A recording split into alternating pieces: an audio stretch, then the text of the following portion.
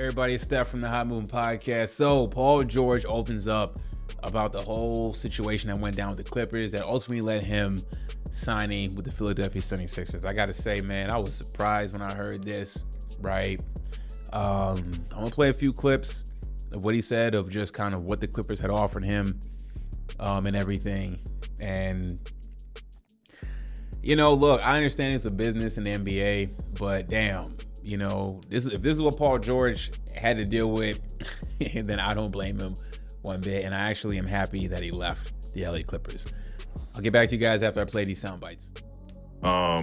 As it played out, though, like the first initial deal was, I thought, kind of disrespectful, right? And again, in all of this, no hard feelings, no love lost, no, like, it's a business, like you said. So the first initial deal was like 2 years, 60. So I'm like, whoa. 2 years, 60? Hey, that's crazy, bro. That's great. That's crazy. That's crazy. So I'm like, wow, nah, I'm not signing that. I'm still like, nah, I'm not doing that. Then I hear wind of, like, you know, what they're going to give Kawhi. So I'm like, just give me what Kawhi got. Like, Right. y'all view us the same. Like, you know, we came here together. We want to finish this shit together. I'll take what Kawhi got. Like, no He was cool with problem. that. I was cool with that. Like, Wow. And we were still taking less. We were taking less. Kawhi took less. I was like, if Kawhi gonna take less, I'm not gonna say I want more than Kawhi. Like, I'm not gonna, like, it's not about me being paid more than him. Like, I'm gonna take what he got. Y'all give him that, give me that. They didn't want to do that. You heard what Paul George had to say, right? The initial offer from the Clippers back in the fall was for 2 years, $60 million, man. When I heard this from Paul George, man, I was floored by it, right? I mean, they really thought that Paul George was this valuable at 2 years, $60 million. No way. Since this Clipper era began, the Los Angeles Clippers have done everything to appease Kawhi, right? Load management, okay, bringing in Russell Westbrook, okay, or at least, to start the gate, bring Paul George and eventually bring Russell Westbrook, then bring James Harden, right? I mean, I don't know of an organization outside of LeBron where they've done so much for a singular player, right? Okay, this whole Clipper era has been an absolute, Paul George, Kawhi Leonard era has been an absolute disaster and a complete waste of time. A lot of Clippers fans' time and money, right? It was the hope, of success.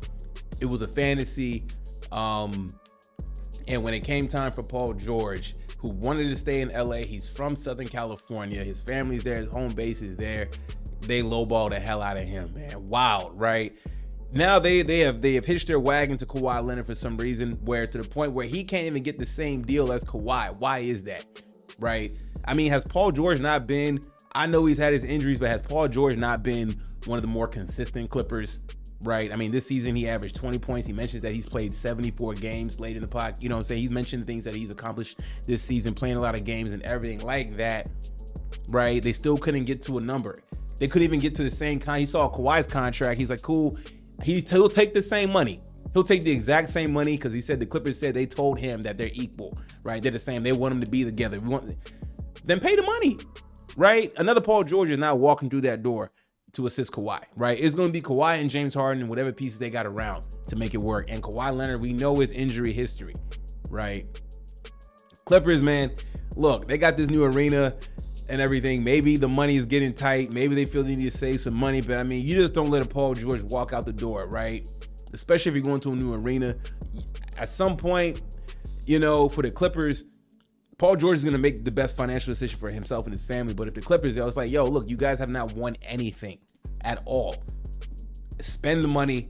Give him the same contract. What's the problem? He didn't ask for the max, okay? Later in the podcast, he said that, look, there was another deal. I believe it was for Kawhi's money or something like that. But they offered him, I think it was the same 2 year deal, a higher 2 year deal or something like that. But they had no trade clause, Paul wanted a no trade clause, and he's like, well, I want the max then, and then you can, we don't have to have a no trade clause in there. right? He said the Clippers did not budge at all. I mean, damn, this is what they're gonna. I mean, for them not to budge, Clippers. Since when did the Clippers become this strong arm type of organization to strong arm of Paul George? First of all, lowballing him in October, and then to say to his face that they want him to be a Clipper long term and everything. Like I get his NBA business, right? But I mean, damn, right? To say that he want to be a Clipper long term with Kawhi, who's been injury prone, damn near seemed like the next half of his career, right? He can't get the same money when Paul George has been more consistent and more reliable, right? Man, Clippers are doomed if they're not doomed already. Hitching their wagon on Kawhi Leonard, who is going to be playing the Olympics, which is another issue I have with. You know, man, I get NBA business, but this seems like dirty business, right? I mean, Paul George wanted to stay. He was willing to take the same money, not the max. Okay, right? What's the problem? They didn't even want to pay him the 3-year $150 that Kawhi had gotten. He was willing to leave money on the table, and they said no. So Paul George leaves, and I think he goes to a better team, a lot better team. That's crazy to me, man. This whole Clippers situation has been an absolute disaster. Paul George, hey, it's a blessing in disguise that they did business like this so he can leave, right? Because I feel like if he stayed in the Clippers, it would be the same. It would just be the same thing over and over again, right? You get to the playoffs, Kawhi can't play. After game 1, he's done, right? And then now it's up to Paul George to try to carry the team through the rest of the playoffs, which is impossible when you need your running mate. You know, now to be fair to Paul, he said he had talked to Kawhi and they're cool. Kawhi understood. Of course, Kawhi understood. Right? He said, you know, Paul said that Kawhi said, get your money and all that. Of course. I mean, it's more so of, hey, man, I know the real conversation should have been, I know I haven't been reliable. My body hasn't held up. You know, I know I'm a large part as to why this Clipper era failed. You know, but Kawhi's not going to, of course, he's not going to say that. You know, Kawhi's just chilling. And the Clippers are chilling with him for whatever reason, right? Instead of investing in Paul George or giving the same money, they feel like Kawhi's going to magically get healthier, right, and deliver them that championship they've been hoping to get, which is not going to happen. Y'all let me know what y'all think about all this, man. Crazy what the Clippers did with Paul George, man. I'm happy Paul George shared it. I love when Paul does these podcasts. Players too, but when they give you the real juice of what's going on, man. So I'll post a link to his podcast in the description, man. Thanks for watching. Please like, subscribe. I'm out.